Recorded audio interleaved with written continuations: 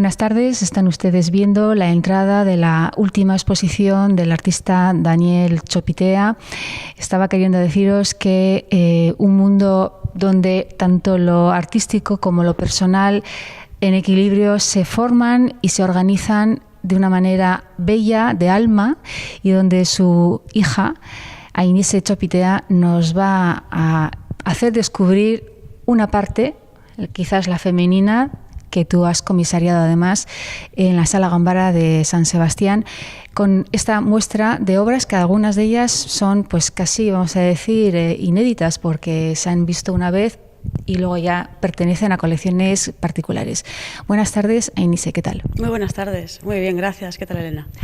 Pues bien, yo decía, qué valiente has sido, porque sacar todo esto después de 20 años ya que Laita murió, tiene que traer una sensaciones muy opuestas, ¿no? Desde el orgullo de poder recordar la obra de tu padre, todas las amistades tan importantes que ha tenido en su entorno. Tú, por supuesto, habrás vivido con ellas y bueno, y qué sacar, ¿no? O sea, qué argumentar sobre Daniel Chopitea, y que, bueno, pues que sea de una manera, tú me decías, bueno, me viene lo humano, lo sentimental, pero tenía que intentar alejarme de ello y ser más racional. Bueno, cuéntanos, porque aquí parece que lo estoy contando yo y quiero que seas tú. Me haces un favor contándolo tú, porque al final, bueno, la exposición se titula La espectadora de los tiempos y bueno, yo intentaba al mismo tiempo, pues eso, que fuéramos todos, ¿no? Empezando por mí, los espectadores de su obra y de su tiempo, ¿no?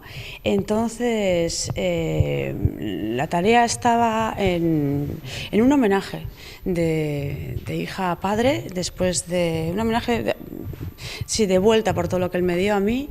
Entonces intentar hacer una temática, abrir una vertiente, un discurso, de modo que saliera un poquito de las retrospectivas o antológicas que hasta ahora se habían hecho, en su mayoría pues de la mano de mi mamá. Entonces me puse a pensar y tal, y yo dije, ¿cómo esto se puede llevar a cabo? Entonces, bueno, busqué una vertiente que me sentía yo cómoda, que era la figuración femenina. Entonces, algunos coleccionistas privados contaban con estas obras. Por otro lado, la familia Chopitea también teníamos alguna obra referente a esta temática. Entonces, en base a eso, hice 3 cuerpos de trabajo. Uno, idear una exposición que mostrara alrededor de 40 obras que se adecuaran a lo que es el espacio de la sala de la Gambara en Koldo Michelena. Por otro lado, que hubiera un catálogo que al mismo tiempo quedara en el tiempo, que también tuviera, que efectivamente lo tengo aquí en mano, y que recabara no solo la obra que se enseña en sala, sino alguna cosita más que se pudiera incluir también bajo esa temática, y que incluyera también un documental que le he hecho justamente y que se incluye en el catálogo. Entonces, estos 3 proyectos, porque son un proyecto dividido en 3 fases. Quería que fuera pues una unión en el tiempo, sobre todo conmigo hacia él, una revisita a su obra, y que viéramos la variedad de técnicas que tenía, de series que hacía y sobre todo de temáticas que empleaba. Entonces yo simplemente he utilizado la figuración porque yo me sentía cómoda como este primer acercamiento. No es ningún objetivo más que ese. Por este hilo conductor entre mi interés por la figuración femenina y el ámbito que él creó referente a la importancia que dio también a sí mismo en la figuración en general, en sus obras. Entonces, nos encontramos aquí con obras que son casi como sueños, ¿no? Con esos telares que él ejemplarizaba también técnicamente, con esos fondos oscuros, con colores tan sutiles como fuertes, con noches y días en un mismo cuadro. Y bueno, era un poco ese ensueño, ¿no? Recrear ese ensueño onírico en el cual él vivía a la hora de pintar. Bueno, Por eso decía al inicio que tu padre necesitaba, ¿no?, entrar en el mundo pictórico y bueno, artístico, porque también trabajó el tema de la escultura, la literatura, también ha hecho escritos, como esa necesidad de limpiarse, ¿no?, y de entrar en esos espacios, ¿no?, donde la levitación, el sueño, el mirar hacia arriba, pues era algo como que él necesitaba para, bueno, pues para estar bien seguramente, pero sin dejar de mirar hacia atrás, y hacia atrás está ahí la familia y están los amigos, porque cuánta gente llegó a conocer a Inise. Muchísimo. Y todos hablan bien de Daniel Chopitea. Sí, esa es la parte más dura. No ha sido solamente el hecho de poner un cuerpo de trabajo sin él estar aquí para opinar, o yo con la libertad que me he tomado de interpretarle a él, que era un reto, ¿no?, en realidad. Como comisaria, como hija y como amiga, también yo era amiga de él, ¿no? Y efectivamente los comentarios han sido muy positivos, cosa que me alivia de que quizás no ha sido un trabajo tan mal hecho como para recibir alguna que otra, pues, felicitación, pero sobre todo la carga emocional de los recuerdos sobre él. Cuando te pareces es una que la gente reitera cantidad, anécdotas que me cuentan mucho sobre él, muchas que desconocía y que he intentado también, pues, capturar, ¿no?, y recabar en el documental que he hecho, pero sobre todo es una persona que no dejó indiferente a nadie que le conoció, que yo creo que hacía sentir muy especial a cada persona, tal y como ellos eran, y es sorprendente el cariñazo que hemos tenido durante el proyecto. Hay mucha gente que no ha podido venir a la inauguración y que aún así te llaman y te escriben, y luego mucha gente que sí que pudo acudir a la inauguración y que nos sentimos súper arropadas, tanto mi madre como yo, y bueno, y la verdad que me halaga y me emociona al mismo tiempo que me toca un poco el ala, porque dices como wow, ¿sabes? Yo intenté alejarme un poco de todo esto, estuve viviendo fuera muchos años justo por no enfrentarme de nuevo a aquella gran ausencia suya, ¿no?, como padre y amigo que era mío, pero al mismo tiempo está este doble filo, entonces me pongo contenta y melancólica a la vez. Bueno, Inise Chopitea, ella también es artista, te hemos visto hace poco en las salas Minchugal, además de hecho tenemos una entrevista hecha contigo. Bueno, aquí tenemos cuadros que me has, bueno, contado anécdotas muy personales, ¿no? Por ejemplo, esta obra donde se te ve ahí levitando con ese vestido blanco, y donde ahí ya, pues ya no eras tan niña y tu padre sentía que, pues, la niña se está haciendo mujer, ¿no? Y ese miedo que te decían incluso unos amigos, ¿no?, de Daniel Chopitea, que te decían, jo, yo me acuerdo de tu padre esa época. Y cómo es el arte, ¿no? Aparte del documento ya histórico que nos aporta el ser más humanos y que tenemos raíces, ¿no?, y que realmente la cultura es nuestra gran enciclopedia, lo personal también, qué bonito el poder, pues, saber que aquí pasó algo importante para tu padre y que ahí de alguna manera estás inmortalizada, ¿no? Estoy inmortalizada. Pues sí, la verdad que él era muy humano. Muchas de sus temáticas, por muy geométricas que a veces se convirtieran, había un fondo humano detrás, y en este caso pues sí que hay muchísimas reminiscencias de ejemplos reales de su propia experiencia vital, ¿no? La iniciación de la pequeña dama, el cuadro que comentabas y que estábamos hablando justo antes de ponernos un poquito ya con el micro y tal, se llama La iniciación de la pequeña dama, que me parece bellísimo el título. Y era, bueno, mi padre y yo solíamos andar mucho juntos cuando yo era más pequeña, ¿no?, entre la ma y él, obviamente, y entonces pues a él le chocó mucho cuando yo me empecé a ser mujer y pasé, pues, de ser infantil o niña a ser más un adolescente o preadolescente. Y entonces él me hizo posar de este modo, sin idea alguna de cuál era su intención, y entonces me puso ahí levitando con una introducción con mujeres que me están pues iniciando a ser mujer, ¿no? Y me están, pues, quizás, no sé si interpretarlo como si él me estuviera perdiendo, al mismo tiempo como si yo estuviera ya empezando a entrar en otro estado mental, como puede ser el hacerte ya adulto. Pero bueno, en cualquier caso es un cuadro que a mí me encanta mucho verlo, porque efectivamente algunos son colecciones privadas y he tenido oportunidad de verlo en alguna otra pues antológica que le hemos organizado hace bastantes años, pero no lo veo todos los días, así como a diferencia de otros cuadros que sí.